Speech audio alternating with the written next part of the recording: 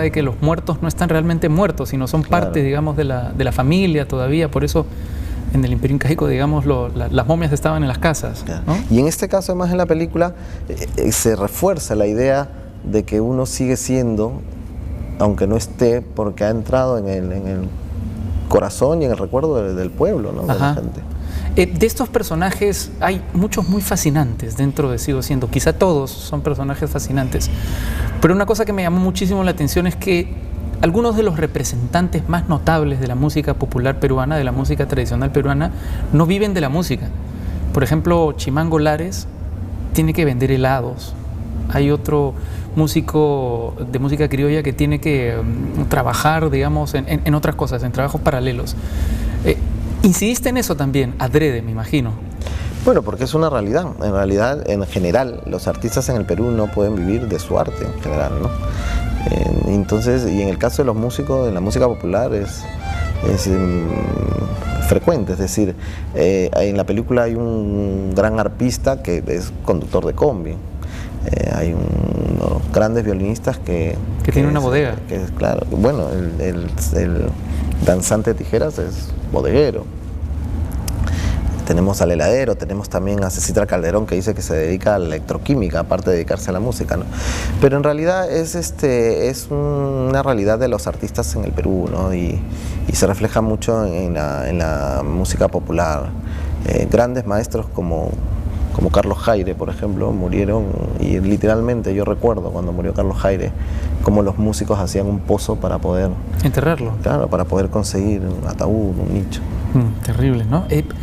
¿Tú sientes que la película está marcada por las regiones, que es muy distinta a la música de la selva, de la sierra y de la costa? Sí, por supuesto, son universos y mundos muy distintos, pero también son mundos muy distintos dentro del mundo andino, ¿no? El Perú son muchas naciones, muchas patrias, muchas maneras de entender las cosas y de cantarlas y de contarlas, ¿no? Incluso en el mismo Valle del Sondondo, que es la parte de Ayacucho Sur donde rodamos, que es un valle, que hay no sé, 7, 8 pueblos, las mismas canciones se tocan de una manera distinta en un pueblo que a un pueblo de 20 kilómetros. Y te dicen que no, que en el otro pueblo no saben, que así no es. ¿No? Entonces sí, tenemos felizmente una variedad y una riqueza musical que es fascinante, ¿no? Y somos, bueno, un montón de patrias, ¿no? Como decía Arguedas, decía un hombre no embrutecido ni engrilletado por el egoísmo es capaz de vivir feliz todas las patrias. Y yo creo que hay un poco eso también en la película, esa idea de que es posible vivir feliz todas las patrias del Perú, porque además el Perú es aparte de ser tan plurinacional tal, no es conservador en su... O sea, Máximo Damián toca un violín occidental, siendo un indígena andino, para que baile un afroperuano. Y eso es posible en el Perú. Sí, lo he entrevistado aquí y realmente es un personaje fascinante, además sí, que tiene mil historias, ¿no? Yo vi la película cuando la estrenaste en Madrid y a mí me sorprendió muchísimo la reacción de la gente en Madrid. Es decir, tú hablas de un país que son muchos países, pero que al mismo tiempo es capaz de seducir en el mundo. Es decir, ¿cómo es que este lenguaje universal, que es el lenguaje de la música, se sobrepone a las culturas, se sobrepone a los idiomas, ¿no? Puede conectarnos a todos, dentro del Perú, fuera del Perú, españoles, peruanos, franceses, ¿no? Es sorprendente, quizá también por eso lo hiciste, por eso escogiste la música. Sí, pero porque creo también que aunque sea una película que habla tanto del Perú, o de los Perús, o de lo que somos, es una película universal, porque habla de la vida y habla de música. Ajá. Y eso es universal. Entonces,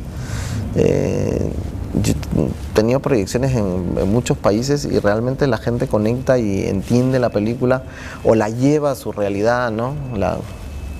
Y bueno, sí, también es muy interesante también cómo se ve la película por los peruanos que están fuera. Ajá.